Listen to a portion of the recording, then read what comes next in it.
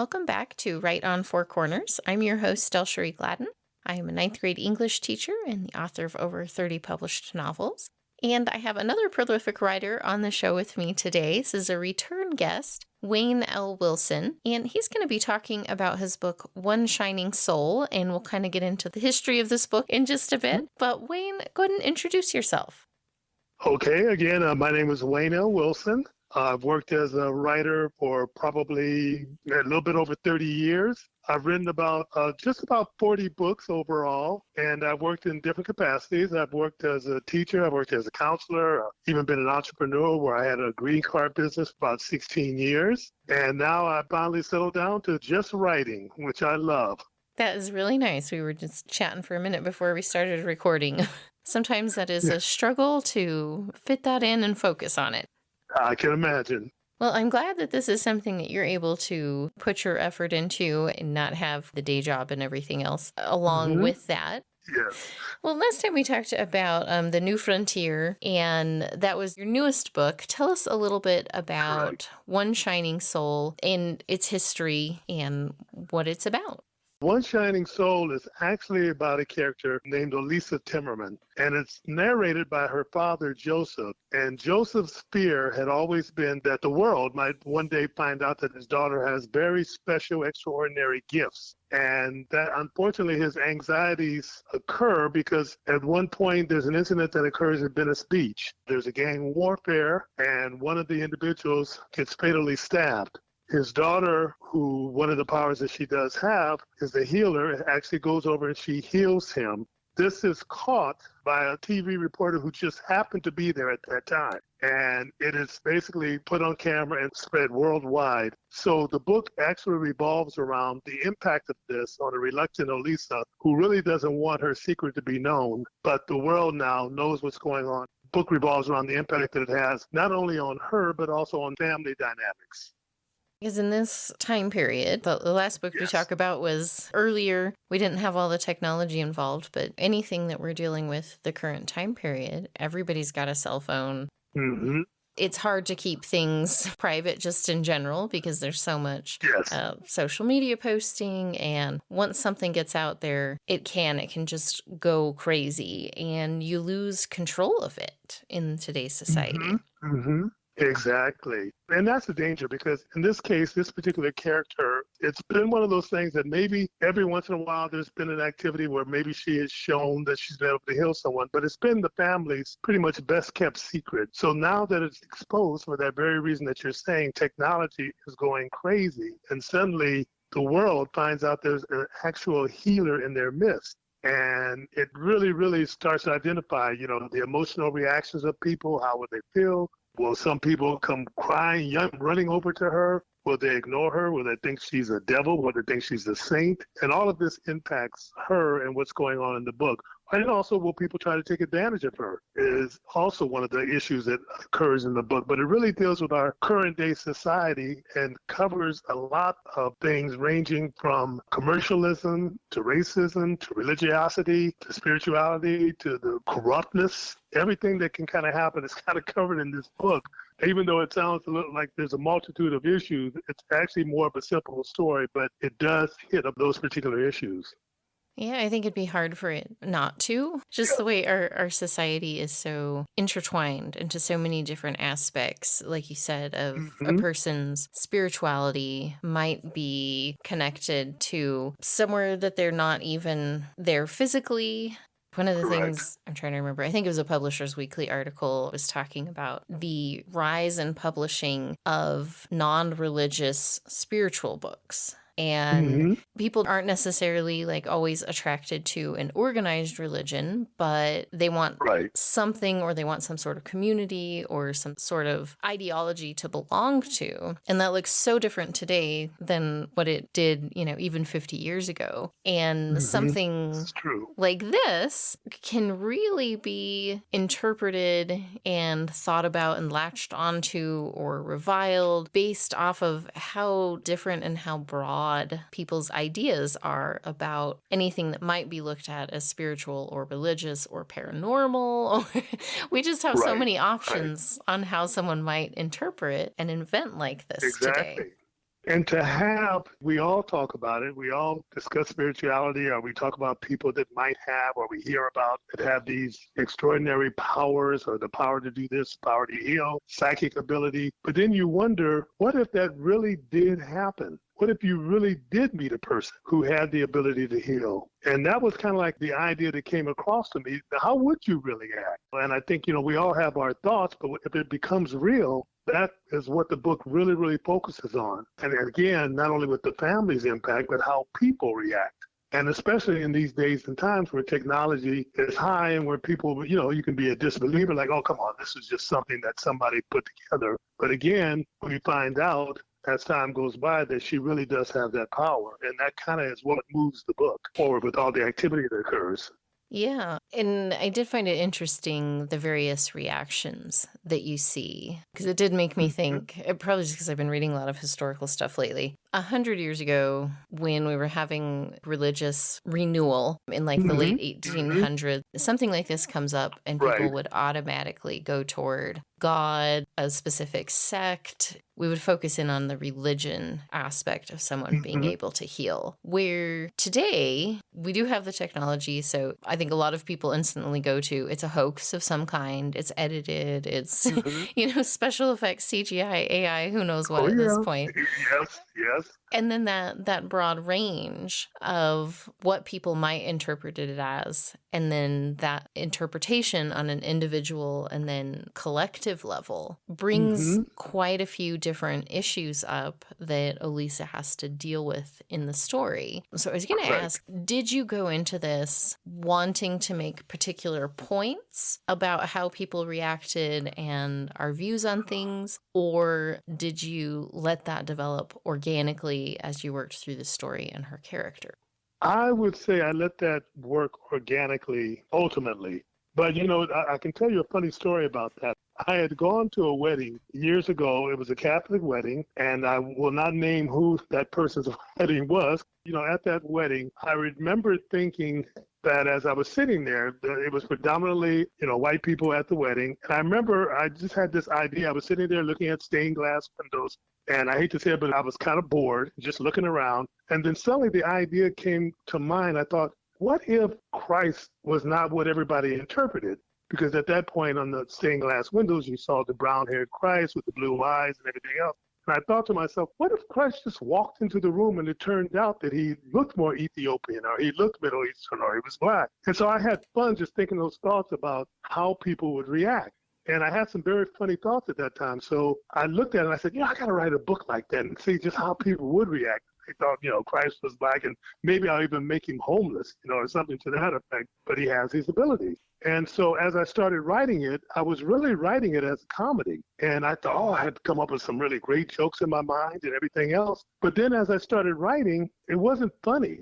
And it kept getting serious. And I know this sounds odd, but I kept hearing this voice in my head that said, make him a woman. And I thought, okay, that's kind of interesting. So I kind of went with it, and then suddenly it became more and more serious. So I think that's where the organic development started, because then all of a sudden I started thinking, well, wait a minute, this thing is turning into something very, very serious. And as a woman, and then I started kind of thinking in my head, well, what would I do if it was my child? What if my child, and she was very young at that time, and I thought, what if I found out she had abilities? How would I react? And the first thought that came to mind was I'd be extremely protective, because I'd be worried about how the world would react to her. Would they suddenly look at her as a saint, or would they look at her as a devil, or some evil child who had these devilish or demon-like characters? That's actually how it started. And that's why the narrator ended up being the father, because he knew about her secrets.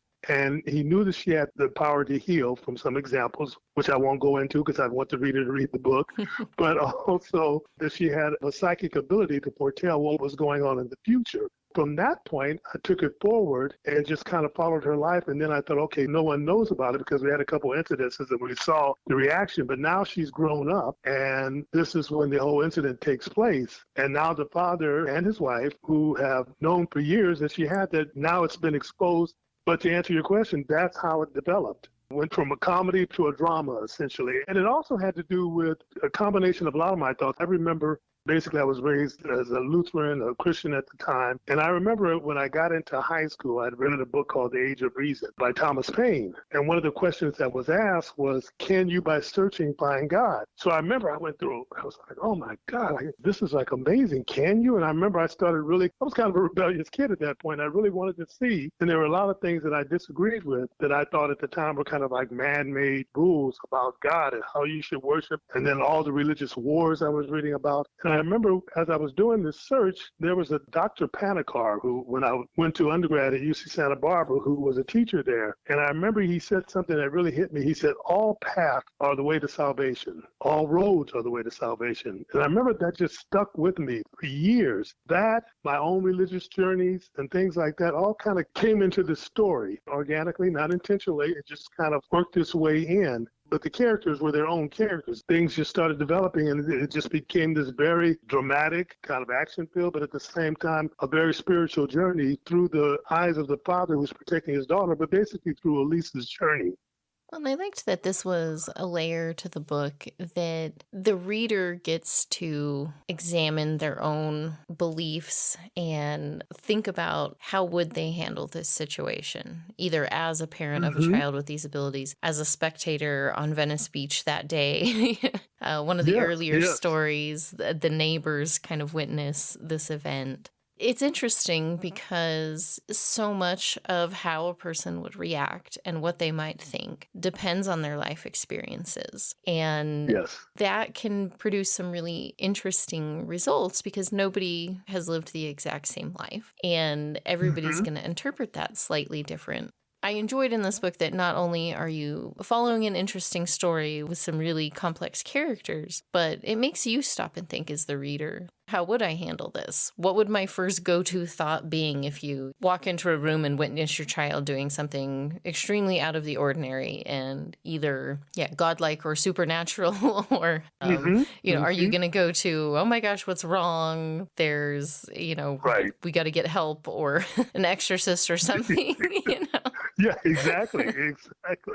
Or, this kid is talking to herself or she's talking to what she thinks is out. We've got so much stuff going on in the world right now, here in the US and across the world, where it really comes down to people's personal perspectives on a particular person or subject or event that's happening, and then really strong ideas and opinions being based off of those things. And it can either bring people together or it can drive those wedges deeper. And I guess we're seeing a little bit of both. People are coming together maybe in interesting ways that maybe aren't helpful, but but also seeing those wedges kind of driving things further and further apart. A lot of division. Hopefully that improves over time. We'll see. I hope so. Yes. Believe me, I'm eager to see. But, that's why I also thought that the timing of this book was really important now because of the very same things that you're talking about. A lot of the division, a lot of the issues that are going on, and, you're hoping to form that bond. And in many ways, the character in the book, Elisa, I should say, first of all, it's actually Joseph's story. Even though Elisa is the main character, it's actually Joseph's story because it's his observation of his daughter and what she goes through. But her sole purpose in an innocent way is that she is like more the pure spiritual character, not of any particular denomination or anything else. But it's like if you were to say, what is the pure Christian? Is that person who just believes in love, who believes in God, who's not trying to live by any particular code except for the code of loving someone, the code of trying to help. And that's kind of like her innocence and purpose. In a sense, it's just to see a world come together, to see people come together.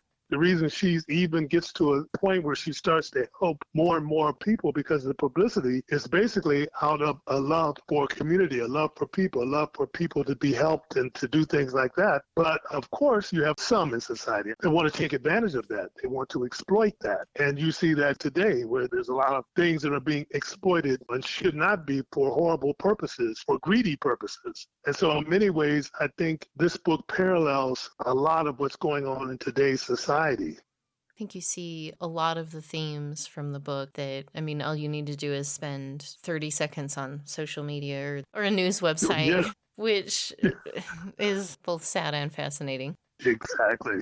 But what I wanted to touch on and kind of come back to Hmm. your idea and what you were saying about religiousness versus spiritualism, because in this book, you're not talking about one specific faith or something that people can point out and say, oh, that particular thing or group or Right. organization. You keep it a little bit more broad. And Yes. is that something that comes from wanting to be inclusive of readers so everybody can get something out of it, or your personal viewpoints on things? And you can delve into that as much or as little as you want. But Hmm. Hmm. I'd say it's a little bit of both.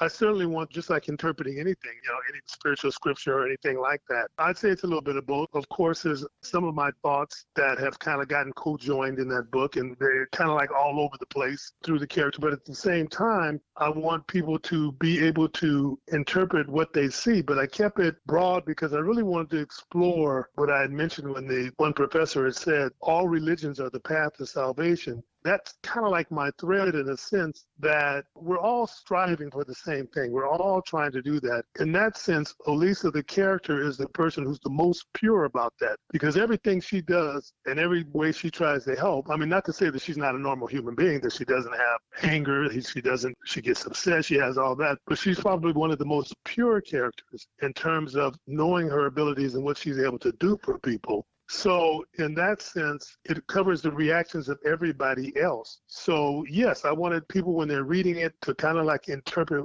what do you see? How do you feel?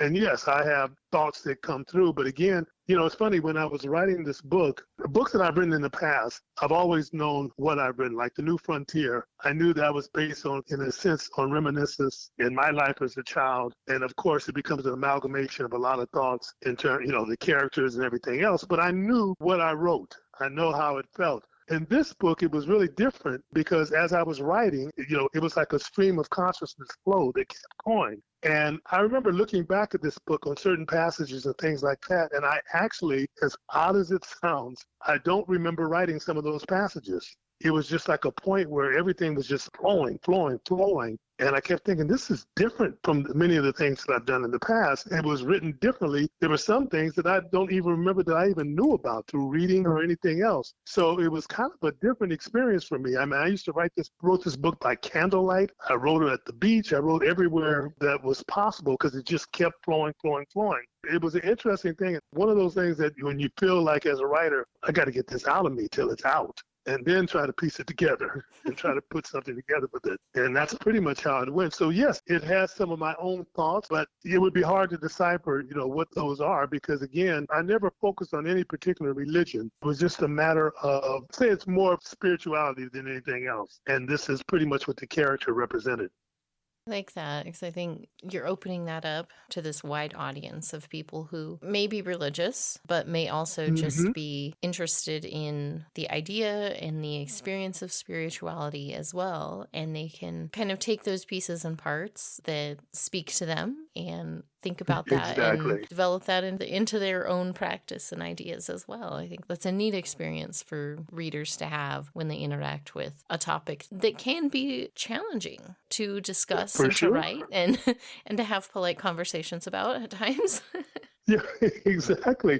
I have to tell you, here's a funny story that there's been about, say, close to maybe about 10 advanced reviews. And on one of them, this was just like an individual, not necessarily a professional reviewer. And it was interesting because the reviews, I mean, thank goodness, have been very, very favorable. But this one, she actually favored the book, but there was one section where she wrote that I really loved the book up, to this point. I loved everything that was going on until I got to the point where Olisa was saying bad things about Christianity. And it really bothered me, and it affected the rest of the book for me from that point forward. And it was very interesting because I even had to look back. Well, actually, I knew, but I had to kind of look back. I said, she's never, ever said anything. There was no condemnation toward any religion, including Christianity. But yet, whatever it was, and I still don't know for sure what it was, something bothered her, and she took her own interpretation she said something bad about Christianity. I don't like how the character reacted toward Christianity. The only thing that I can think of is that she blew up because what I call the spiritual pimps, because someone who was being a very, very corrupt Christian was trying to take advantage of people, one of these corrupt televangelists and everything else. But it bothered her. So it kind of goes in line with what you were just saying, because that interpretation, and no one else, none of the other reviewers said anything like that, because I used to try to take into account how many times do I hear it, and never heard it from anyone else. Everyone else reviewed it from a spirituality standpoint and such. She was the only one that said the character said something really mean about Christianity, and I had a hard time reading it from that point on. So, yes, I think that sometimes you take your own thoughts or you take your own feeling about religion, and you may interpret certain things and go, I don't like it the way that was presented. And that was kind of like what she said. But it was only about Christianity, and she was honest enough to say it was about her own Christianity. And she felt, and I thought, but this is fiction. I'm not writing a book on religion. But it was interesting, and it kind of falls in line with what you just talked about in terms of how people can interpret this. It'd be interesting to be able to hear her thoughts on what particularly kind of struck that nerve. Yeah. Because it seems like it might be something very personal that she's experienced or dealt with, and maybe kind of stirred up something in her mind that... I got that impression, yeah, yes. Not anything that you intended, but something connected with her past experiences. And it's just interesting when that happens as a writer, because you have no control over how someone reads and connects with and interprets something that you write. It's kind of out of your hands once it's out there. Exactly. As I just referenced this woman, that was the conclusion she reached. Like I said, I'm really trying hard to figure out what was in the book that would have even stimulated that thought, but I have no idea. But whatever it was, like you said, it came from her own personal life, her own personal experience or beliefs, and that's what occurred. And I think that's what you see in society. And it'd be very interesting to see what happens along the way with people and how they see this book down the line. I generally don't recommend reading reviews. Yeah, I know. There's minefields there. But I read them on edge every time. Yeah, but on something like this, it is interesting to see the different reactions to it when it's a topic that can be controversial, can pit people against each other, and is open to a lot of interpretation. But you kind of deal with you deal with difficult subject matter in a lot of your books. So that maybe is something that you're a little bit more familiar with handling on the post-publication side of things. Yes. I do have a tendency to deal with issues within the book, even though I try to, usually, especially with fiction, but I've also done a lot of nonfiction. So sometimes that creeps into my fiction or my novels. Just such an interesting aspect of writing and publishing when you have your work out there. There's this other side of dealing with the reaction and the reception. And for some people, that's something that they can, have a thick skin about and can say, well, okay, that person didn't connect with this or didn't like it or absolutely hated it. And being able to put that wall up of like, well, it wasn't for them. That's okay. But it's going to be for plenty of other people who are going to enjoy it and find it interesting. Do you, and this may have changed over the course of your career, but how do you deal with that? And do you have advice for someone else who maybe is dealing with some difficult topics who hasn't developed those strategies or that thick skin quite yet? I tiptoe, but I go into it with the expectation. Actually, that there may be criticism. I try to look at it from a positive standpoint that hopefully this is good. It's like when I said earlier that I listen to enough of it to see if this is something I need to really pay heed to or something that I need to utilize in the future. But usually with that, you really do have to have a thick skin. You being a writer, as you know, it's just like dealing with rejections when you're going to a publisher. You have to have a thick skin and you have to keep on pushing because maybe the next one is the one that's going to accept your book. And I've, had that experience. I've had 50 rejections for a book. And then I have that one person that says, I love it. This is great writing. You really have to be tough. And then also you have to be a little bit open-minded in terms of if you're hearing it enough times, a particular critique, maybe a criticism, that you kind of have to pay attention to it. But in some cases, a lot of times it's just subjective. And that's why you have to kind of recognize it, be aware that this is what can happen, and then just move forward. And if you really believe in your work, push it. And that's what I've had to do on many occasions. When I've had to face rejection or criticism, you just have to let it go because that's another person's opinion. Someone else's opinion may be completely different. I think that's a skill that most people It is have a to skill. develop over time. You do. You really do. It's tough sometimes, but it can be. It's interesting with my students. I teach ninth grade, and it's like some of them are perfectly willing to share their thoughts and ideas and their writing and contribute to Hmm. class, and others who just sit there with big eyes and they don't want to talk or answer a Right. question or put anything out there. Like that fear is just really powerful at It that age, is. especially I think for some kids. And it's something that, particularly me, like in my class, I've been focusing on trying to draw out some of those more reluctant students who Hmm. don't want to interact and participate. You got to start learning this now, or Right. everything else is so much harder in school, in Hmm. life. Like, Hmm. I Sure. Yeah. Oh, yeah. think it's a skill that transfers to a lot of arenas when you start developing it a little bit more. Right, exactly. Well, as many books as I've written, I've had to fight every single time over battling against perfectionism, where Mm. you're writing, and the one thing I've learned is just write to the end. Get your draft out, get your thoughts out. It's not going to be perfect. It's not going to be great. It may look horrible to you at that moment in time, but at least get your thoughts out, because then revision is like where you can find the gems to your writing. Revision is the real writing. But it's always hard every time I start on a book or I start writing it, because I can stop and I want to procrastinate, I want to perfect it, and I have to keep reminding myself, because I could spend months, maybe years, writing the same stuff.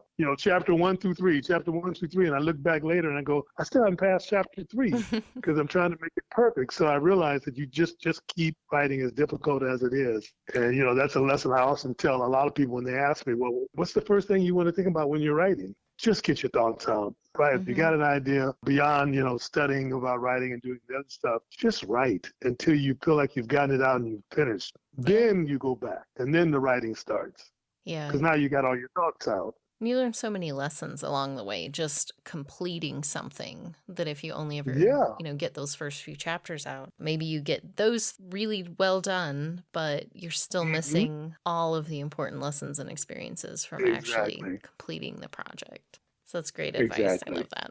Well, Well, Unbrained, we thank you. are already out of time again. Oh, wow. It Okay. went by super fast. That went by fast. Yeah. Before we start to wrap up, tell our listeners where they can find One Shining Soul and where they can find you and keep up to date on all of your projects. Okay. Well, I'll start out with my website. My website is WLWilson.com, like Wayne Lamont Wilson. You can find the book on quite a few sites: Amazon, Barnes & Noble, BookBaby was one of the publishers. And also, if you just go online, in case I'm missing a lot of shops, I don't want to do that, just input One Shining Soul by Wayne L. Wilson, and all these bookshops and sites will pop up. And also, it will be released probably by the time your listeners hear this. It probably will already have been released, but it's going to be released on October 8th of this year. And is there anything to keep an eye out for once people read this and want to continue? What is your next project? My next project is to be decided. I've got like All about 3 right. books that I'm working on, one of which I've gotten halfway through, but I could end up switching. So, right now I'm finishing this up, going through the other part of writing, the PR and marketing and all that Mhm. stuff. But I'm ready to start getting back at the desk working on this other book right now. So hopefully we talk again in a few months and I'll have something available or ready to go. Awesome. Well, I look forward to it. And just remind our listeners one Thank more you. time, the book is One Shining Soul by Wayne L. Wilson. And our schedule stays as planned. It should be coming out right as this episode releases. Fantastic. Well, DelSheree, as always, I really appreciate talking with you and you taking the time to go over this book with me. Thank you so much for coming on. It was a great chat, and I hope people take a minute to check out the book. Sounds good to me.